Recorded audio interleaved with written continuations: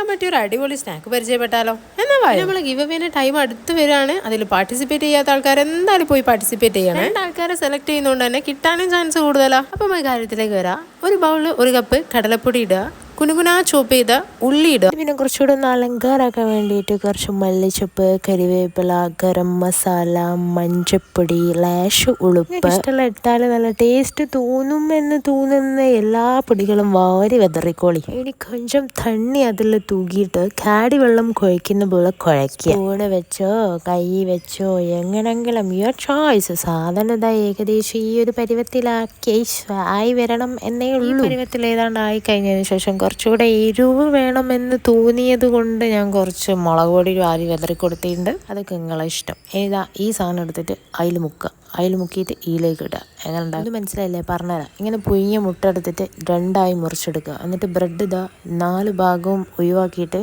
വെള്ളത്തിൽ മുക്കിയെടുത്തിട്ട് പിഴിഞ്ഞെടുക്കുക. ഏകദേശം ഇതിലെ വെള്ളമൊക്കെ പോയിട്ടുണ്ട്. കൈകൊണ്ട് ഇങ്ങനെ പ്രസ് ചെയ്ത് കൊടുത്താൽ മതി. നമ്മളിത് ഈ മുട്ട ഇതാ ഈളൊക്കെ കുത്തി ഇങ്ങനെ റെഡിയാക്കി വെച്ചിട്ടുണ്ട്. ഇതൊക്കെ മുട്ടനെ നമ്മൾ ബ്രെഡ് വെച്ച് പുതപ്പിച്ചെടുത്തിട്ടുണ്ട്. നേരത്തെ ആക്കി വെച്ച സംഭവമല്ലേ, അതിൽ മുക്കിയെടുത്തിട്ട് നമുക്കിനി ഫ്രൈ ചെയ്ത്. പേരെന്താണെന്ന് എനിക്കറിയില്ല, നിങ്ങൾക്ക് ഇഷ്ടമുള്ള പേരിട്ടോ. എഗ് ലോലിപോപ്പോ എഗ് ബ്രെഡ് ലോലിപോപ്പോ വെച്ചേ. അത് വേണ്ട ഒരു സുഖമല്ല, പറയാൻ സുഖമുള്ളൊരു പേരുകൾ ഇട്ടോ. ഇനി നമുക്ക് ഫ്രൈ ചെയ്തെടുക്കുകയാണ് കേട്ടോ. നിങ്ങൾക്ക് ആർക്കും മനസ്സിലാവുന്നുണ്ടോ എന്ന് എനിക്കറിയില്ല. സൗണ്ടിന് ചെറിയ പ്രശ്നമുണ്ട് ഞാൻ ഉണ്ടാക്കാൻ. എപ്പോഴും ജലദോഷം. ഈ ഫ്രൈ ചെയ്യേണ്ട രീതി നിങ്ങളോട് പറയേണ്ട ആവശ്യമില്ലല്ലോ, എല്ലാവർക്കും അറിയുന്ന സംഭവം തന്നെയല്ലേ. ഇനിതാ ഈ സോസിലൊക്കെ മുക്കിയിട്ട് അടിപൊളിയായിട്ട് കഴിക്കുക. അടിപൊളി ടേസ്റ്റാണ്. പെട്ടെന്ന് നമുക്ക് ഉണ്ടാക്കിയെടുക്കുകയും ചെയ്യാം കേട്ടോ. നേരത്തെ പിന്നെ ഈ എണ്ണാക്കിൽ കുത്തുന്നു നോക്കണം. അപ്പോൾ അടുത്ത വീഡിയോ കാണുന്നവരേക്കും ബൈ ബൈ.